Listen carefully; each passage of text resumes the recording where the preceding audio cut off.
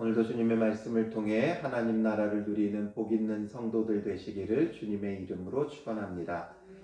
오늘 말씀에는 이제 야곱의 그 생애의 마지막을 기록하고 있습니다. 이제 창세기가 총 50장까지 있는데 이제 야곱이 이제 그 생이 다해가고 그러므로 이제 마지막에 그 아들들을 축복하고 떠나가는 그 장면과 그리고 요셉의 마지막 그의 죽음을 이제 성경의 창세기 마지막 부분에 기록하면서 이 모든 내용을 이제 출애굽기로 넘기게 되어지죠. 그런 면에 있어서 이제 야곱은 오늘 본문의 27절에 보면 이스라엘 족속이 애굽 고센 땅에 거주하며 거기서 생업을 얻어 생육하고 번성하였더라 이렇게 시작하고 있어요.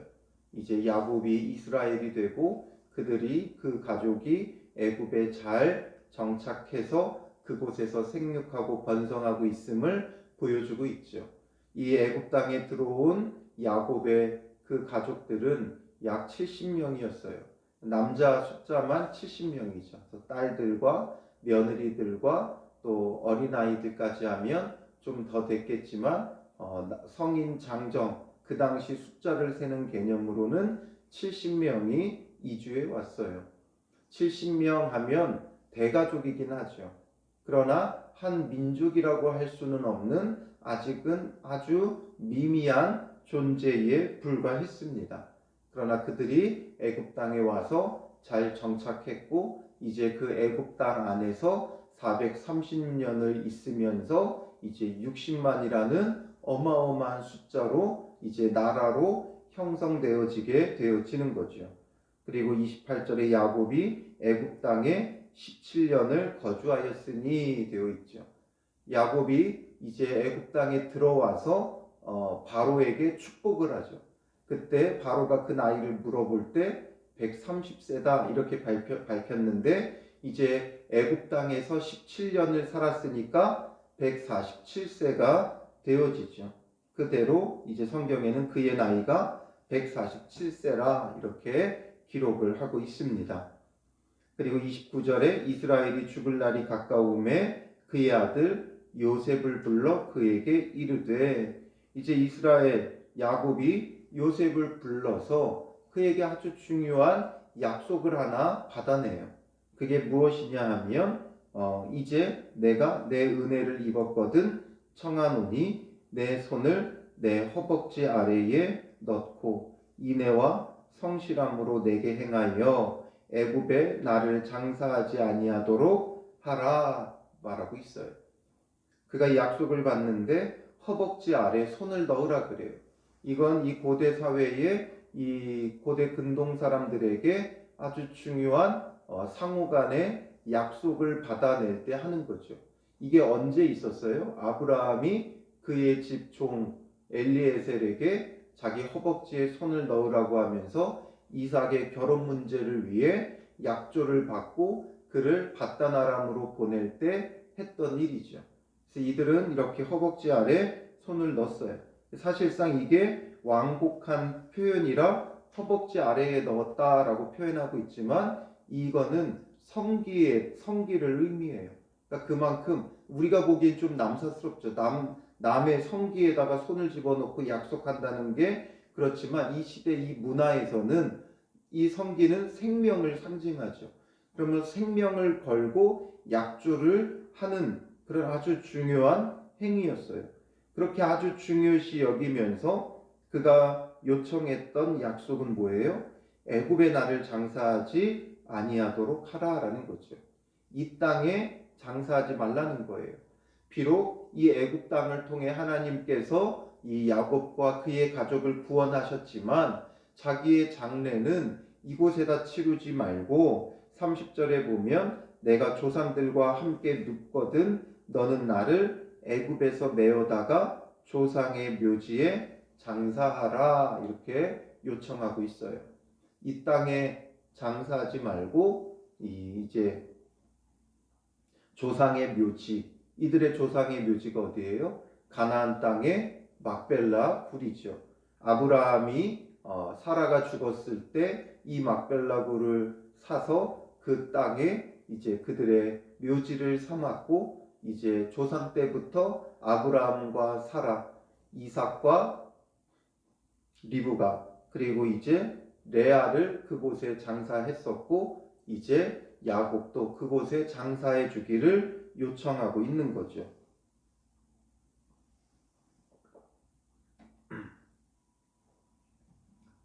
왜 이것을 요청하고 있습니까? 그가 이제 떠나갔을 때, 이 땅에서 떠나갔을 때 이제 남겨진 사람들이 장사를 해야 되는데, 이 애굽 땅이 아니라 가나안 땅에 장사하려고 하면 이게 무슨 고생입니까?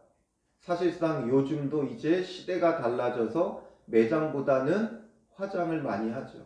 그래서 이제 우리가 장례를 치르게 되어지면 이제 위로하고 조문하기 위해 갈 때 이제 장례식장에서 화장터, 가까운 화장터로 가게 되어지니까 이 장례를 치르게 되는데, 혹여나 그런 가운데 이제 지방에 자기 고향에다가 꼭 매장한다는 분들이 간혹 있어요.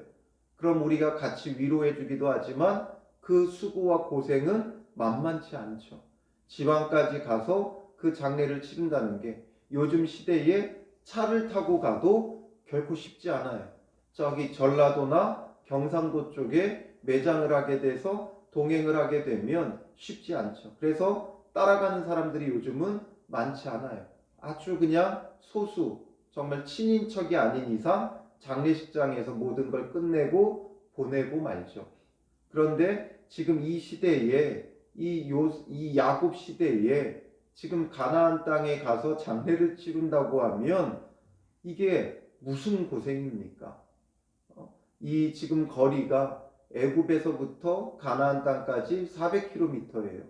그 400km를 모두가 다 뭐 마차를 타고 말을 타고 낙타를 타고 가는 게 아니잖아요.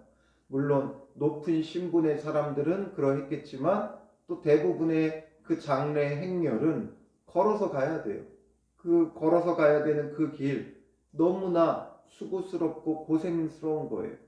그냥 가볍게 떠나가 주면 좋을 텐데 그런 짐을 지금 맡기고 있는 것이죠. 그런데 왜 야곱은 이것을 요청하고 있느냐라는 거예요. 단순히 고향 땅이니까 그 땅에 묻어달라, 그것이 아니죠. 그가 이 가나안 땅을 자기의 장지로 요청하고 요구하고 있는 곳은 하나님의 약속의 땅이고 그곳에 메시아 그리스도가 나실 땅이기 때문에 그래요. 그러므로 그곳에서 죽어서라도 오실 메시아를 만나기를 사모하고 하나님의 언약을 붙들고 있는 이 야곱의 모습이죠. 야곱이 험악한 세월을 보내왔고 147년을 살아가면서 정말 결단코 평탄치 않는 인생이었어요. 너무나 평탄치 않았어요. 아버지의 사랑을 제대로 받지도 못했고 또 여러 가지 하나님의 언약과 축복을 사모했으나 그것을 정상적으로 받을 수 없으니까 욕심을 내서 형에 대한 형의 미움을 사고 또 저 바단 아람까지 피신하고 그곳에서 라반에서 속임을 당하고 그리고 또 그와 어렵게 헤어져 가나안 땅에 돌아오니까 또 딸 디나가 겁탈을 당하고 또 세겜 족속을 아들들이 몰살시킴으로 주변 그 사람들에게 또 위협을 당하고 여러 가지 요셉을 또 잃어버리고 정말 평탄치 않는 세월을 보내왔어요. 그러나 그 세월 가운데 야곱이 때로는 이기적이고 굉장히 욕심이 많고 남을 속이는 그런 사람이었지만 그럼에도 불구하고 하나님께서 그 야곱을 이스라엘로 삼아주시는 절대적인 이유 하나는 바로 그 언약을 붙드는 자였다는 거예요. 그가 어떠해서가 아니라 그의 어떤 행위가 선해서가 아니라 그의 생애는 야곱이에요. 속이는 자예요. 발 뒤꿈치를 잡는 자예요. 그럼에도 불구하고 하나님께서 야곱을 이스라엘 삼아주시는 건 그의 바로 이 언약을 붙잡는 믿음이죠. 그러므로 그가 죽어서라도 이 언약을 끝까지 붙잡고 메시아 오심을 기대하고 고대하는 그 마음을 하나님은 기뻐하시는 거예요.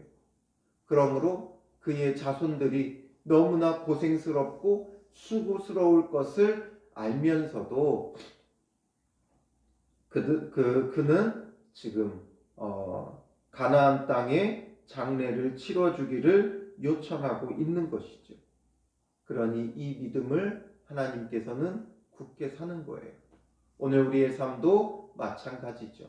우리도 항상 돌아갈 땅, 돌아갈 고향, 본향이 있음을 생각해야 돼요. 이 땅에 내가 태어난 고향만이 아니라 우리가 정말 돌아가야 될 본향, 하나님 나라를 사모하는 자가 되어져야 하는 것이죠. 그래서 이들이 애굽 땅에 왔을 때도 어디에 정착을 해요? 고센 땅을 고집하죠. 이 고센 땅은 가장 출애굽하기 좋은 위치예요. 그래서 애굽에 들어가자마자 고센 땅, 더 좋은 값비싼 수도를 택하지 않고 이 변방의 고센 땅을 고집하며 그곳에 정착을 했고, 이제 그곳에서 저 가나안 땅을 늘 바라보며 자자손손 교육을 시키는 거예요. 우리가 지금 비록 이 애굽 땅에 와 있지만 우리에게는 돌아갈 본향이 있다. 저 가나안 땅, 우리에게 하나님께서 약속해 주신 땅, 그 땅으로 가야 한다라는 것이 이 히브리 사람들에게는 자자손손 교육되어졌을 것이고, 그러면서 가장 먼저 출애굽한 것도 야곱이에요. 그래서 야곱, 이스라엘, 우리가 이스라엘이라는 민족인데 이 이스라엘의 시초가 되는 야곱이 지금 이 땅에 묻혀버리면 결국에는 이들의 본향이, 그 이후에 이스라엘의 자자손손 그들의 본향이 애굽 땅이 될 수밖에 없는 거예요. 그러므로 자기도 그 언약을 붙잡고 가나안 땅에 묻혀야 했고, 또한 자기가 거기에 묻히는 순간부터 이제 그들의 자자손손 돌아갈 본향은 가나안 땅이 되는 거죠. 고향은 내 부모님의 그 출신이 고향이 되는 거예요. 내가 태어난 것이 중요하지 않아요. 왜냐하면 부모님의 영향을 받고 자라기 때문이죠. 그러므로 지금 이 야곱이 가나안 땅에 묻혀야 이들의 본향도 가나안 땅이 되는 거죠. 시초가 그곳에 묻혀 있기에 그곳이 이들의 본향이 되는 거예요. 그러므로 야곱은 이 가나안 땅을 고집하고, 요셉도 내가 아버지의 말씀대로 행하리이다 이렇게 약속을 하게 되어지죠. 그러니까 야곱이 내게 맹세하라 하매 그가 맹세하니 이스라엘이 침상머리에서 하나님께 경배하니라. 하나님을 경배해요. 이 약속을 받고 나서 이제 그 마음이 풀리는 거죠. 비록 지금 애굽 땅에 와 있으나 가나안 땅에 묻히고, 또 내 자녀들, 자손들이 이 애굽 땅에 영원히 거주하지 않고 내가 그 땅에 묻힘으로 다시 그들이 돌아올 것, 하나님의 그 약속대로 아브라함에게 먼저 약속하셨던 대로 애굽의 노예가 되었다가 400년 만에 돌아오리라는 그 말씀의 성취를 미리 바라본 거예요. 나만 그곳에 묻히는 게 아니라 이제 이후에 우리 자손들이 돌아갈 본향으로 다들 삼고 살아가면서 이제 그들이 가나안 땅에 돌아올 것이다 라는 것을 바라보면서 하나님께 경배하는 것이죠. 이것이 바로 우리가 바라봐야 하는 거예요. 우리의 믿음이 정말 하나님께 뿌리를 내리고 돌아갈 본향 하나님 나라를 사모하고, 또 그것을 자녀들이 보고 우리 부모님이 이제 하나님 곁으로 가는 것을 보면서 그들도 자기들의 돌아갈 본향이 하나님 나라인 것을 바라보게 될 때, 우리의 신앙이 우리 자녀들에게 전수되어져 갈 때 우리가 정말 이것이 하나님을 찬양하고 경배하는 일이 될 수 있는 것이죠. 그래서 우리의 신앙이 정말 사나 죽으나 하나님 나라를 향하고 또 우리의 그 믿음이 우리 자녀들에게 전수되어지는 것을 바라볼 때 진정한 찬양과 경배가 터져 나오는 것이죠. 그래서 실제로 야곱이 죽었을 때 요셉은 바로의 허락을 받고 이제 야곱의 장례를 치르기 위해 가나안 땅에 갔다 오게 되어져요. 그렇게 되면 요셉은 얼마나 중요한 위치에 있습니까? 애굽의 총리로서 그 자리를 비우면 안 되죠. 그런데도 불구하고 수개월 걸리는 그 가나안 땅까지의 장례 행렬을 갔다 올 수 있도록 허락을 받게 되고 그렇게 장례를 치러요. 그리고 창세기 50장에서 야곱의 장례를 치르는데 이제 그 50장 마지막은 요셉의 죽음으로 끝나요.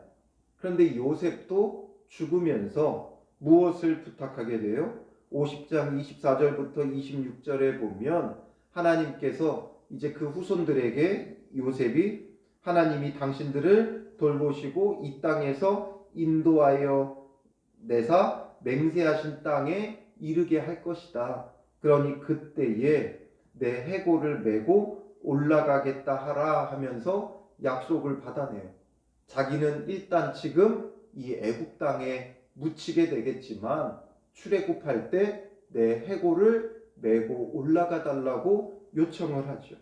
그래서 실제로 출애굽기 13장 18절부터 19절에 보면 모세를 통해 이스라엘 백성이 출애굽하게 될 때 요셉의 유고를 가지고 나아가게 되어집니다. 그러니까 이들은 지금 야곱을 통해서 요셉도 그 믿음과 그 신앙을 가지고 마지막 유언을 남기고 그래서 결국에는 400년 후에 이들을 메어다가 이제 가나안 땅으로 묻게 되어지는 거예요. 그러니 그들의 돌아갈 본향 가나안 땅이 그 민족에게 완전히 자리 잡게 되어지는 것이죠. 그리고 이제 48장으로 넘어가면서 어떤 사람이 요셉에게 말하기를 내 아버지가 병들었다. 이제 진짜 요셉이 떠날 날이 된 거죠. 그가 그 두 아들 므낫세와 에브라임과 함께 이르니 어떤 사람이 야곱에게 말하되 내 아들 요셉이 내게 왔다 하니까 이스라엘이 힘을 내어 침상에 앉게 됩니다. 그러면서 요셉에게 말해요. 3절 4절에 보면 하나님의 언약을 다시 한번 언급하죠. 이전에 가나안 땅 루스에서 전능하신 하나님이 내게 나타나사 복을 주시며 내게 이르시되 내가 너로 생육하고 번성하게 하여 내게서 많은 백성이 나게 하고 내가 이 땅을 내 후손에게 주어 영원한 소유가 되게 하리라 하셨느니라. 하나님의 언약을 다시 한번. 그러니까 야곱은 앞서서도 언급했듯이 늘 사나 죽으나 하나님의 언약을 붙들고 있는 자였어요. 그래서 그 언약을 요셉에게 말하면서 요셉에게 그 언약을 넘겨주고 있는 거예요. 이스라엘이라는 그 민족의 언약을 요셉에게 넘겨주죠. 그러면서 5절에 내가 애굽으로 와서 내게 이르기 전에 애굽에서 내가 낳은 두 아들 에브라임과 므낫세는 내 것이라 르우벤과 시므온처럼 내 것이 될 것이요 말하죠. 요셉의 이 두 아들이 내 것이다 말해요. 그 이야기는 뭐예요? 야곱이 자기의 아들로 삼겠다라는 거죠. 자기의 아들로서 받아주는 거예요. 그러니까 이제 이스라엘의 각 지파가 형성되어질 때는 요셉 지파라고는 잘 하지 않아요. 이제 요셉의 두 아들 므낫세, 에브라임 이들이 이제 야곱의 아들로 인정받으면서 이들은 두 지파를 형성하게 되죠. 요셉 지파가 두 지파를 형성하고 두 몫을 받게 되는 거예요. 그 얘기는 뭐예요? 실제적인 장자가 되는 거죠. 그래서 유산을 물려줄 때는 장자는 항상 2배를 받는 거예요. 그러니까 요셉을 장자로 여기는 야곱의 모습이 여기서 이제 드러나는 거죠. 그래서 이들 후에 내 소생은 내 것이 될 것이며 그들의 유산은 그들의 형의 이름으로 함께 받으리라. 그러니까 요셉에게는 므낫세, 에브라임 말고도 또 그 뒤로 아들들이 있었어요. 이제 그 아들들은 요셉의 아들이 아니라 이제 에브라임, 므낫세의 아들들처럼 여겨지면서 그 형들과 함께 유산을 받는 자들이 되어진다, 이 말이에요. 그래서 이제 요셉은 실제적인 장자의 역할을 하게 되어지고, 그래서 12지파 가운데 이 므낫세와 에브라임이 굉장히 번성하는 지파가 되어져요. 그리고 그 가운데서도 특별히 이 에브라임은 동생이면서도 장자의 역할을 하고 장자 지파가 돼요. 그래서 나중에 북이스라엘 지파의 대표가 에브라임이 되어지죠. 그래서 이렇게 축복을 받고 야곱은 죽으면서 마지막에 요셉의 어머니에 대한 것도 이야기해줘요. 7절에 내가 내게 대하여는 내가 이전에 밧단에서 올 때에 라헬이 나를 따르는 도중 가나안 땅에 죽었는데 그곳은 에브랏까지 길이 아직도 먼 곳이라. 내가 거기서 그를 에브랏 길에 장사하였느니라. 에브랏은 곧 베들레헴이라 기록하죠. 그래서 에브랏에 너희 어머니 라헬을 장사했다. 이걸 왜 갑자기 언급해요? 그렇기 때문에 너의 돌아갈 본향은 어디라는 거예요? 가나안 땅이다. 다시 한번 강조하는 거죠. 나를 가나안 땅에 묻어달라 이야기하고 내 어머니는 그 가나안 땅 에브랏 그 길에 장사되어졌다. 그래서 이 에브랏이 베들레헴인데 이 길을 통해 어떤 일이 벌어져요? 마리아가 그 태중에 예수님을 가지고 이 길을 통해 이제 예루살렘으로 올라가다가 베들레헴에서 예수님을 낳게 되어지죠. 그래서 라헬은 그 길에서 예수님의 행차를 맞이하게 되어지는 거예요. 그러므로 예수님 오실 그 땅, 메시아가 오실 그 땅, 그 가나안 땅이 우리의 땅이다, 우리의 본향이다. 이걸 또한 마지막으로 다시 한번 이 요셉에게 당부해주고 있는 거죠. 그러므로 오늘 우리에게도 메시아를 통해 그리스도를 통해 이루어지는 그 하나님 나라만이 우리가 바라봐야 하고 우리가 돌아가야 되고 우리가 이루어야 한다라는 거죠. 그래서 요셉은 철저히 가나안 땅, 약속의 땅 이것을 붙들고 있는 거예요. 언약을 붙들고 있는 거예요. 오늘 하루 우리도 이 땅에 살아가지만 우리의 온전히 모든 마음은 하나님의 약속, 예수 그리스도를 통해 이루실 그 하나님 나라에 우리의 온 마음, 온 생각, 온 힘을 다하면서 살아가야 돼요. 그래서 너희는 먼저 그의 나라와 그의 의를 구하라. 예수님도 말씀해 주신 거죠. 그래서 우리가 온통 오늘 하루도 주님 나라를 바라보고 주님을 사모하고 특별히 이 12월 성탄절이 있는 날 주님 이 땅에 오심을 우리가 기뻐하고 즐거워할 뿐만 아니라 주님 다시 오실 그 날을 바라보고 그 주님을 통해 이루는 하나님 나라를 더욱 사모하는 그런 믿음의 삶이 되어지시기를 주님의 이름으로 축원합니다. 기도하겠습니다. 살아계신 아버지 하나님, 오늘 말씀을 통해 야곱이 사나 죽으나 오직 주님의 그 언약을 붙잡고 약속의 땅을 사모하는 모습을 우리가 다시 한번 보게 됩니다.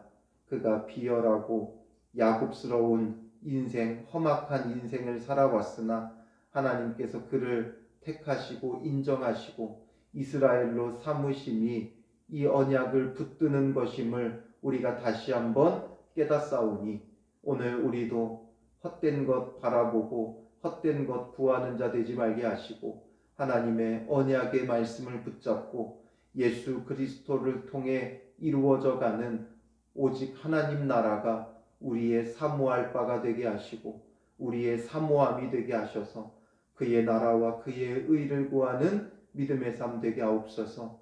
우리의 뜻을 이루기보다는 하나님 나라를 위하여 하나님께서 내게 주신 그 사명을 깨닫고 오늘 하루도 세우신 자리에서 성실하게 감당하며 우리의 삶과 하나님 나라가 분리되어 있는 것이 아니라 우리의 삶 속에서 신실하고 진실하게 말씀에 순종하며 살아가는 그 삶 자체가 하나님 나라가 되게 하시고 우리 삶 속에서 주님께서 그리스도께서 우리와 함께 하시고 우리에게 임하셔서 이루어 가시는 그의 크고 놀라운 구원의 일들 속에 하나님 나라를 누리는 복된 하루 될 수 있도록 인도하옵소서. 세상 속에 지치거나 낙심하지 말게 하시고 우리의 삶 속에 이루어져 가는 그 하나님 나라의 놀라운 구원을 감사하며 찬양하는 믿음의 사람들 되게 하시고 이 언약 백성으로 우리를 삼아 주셔서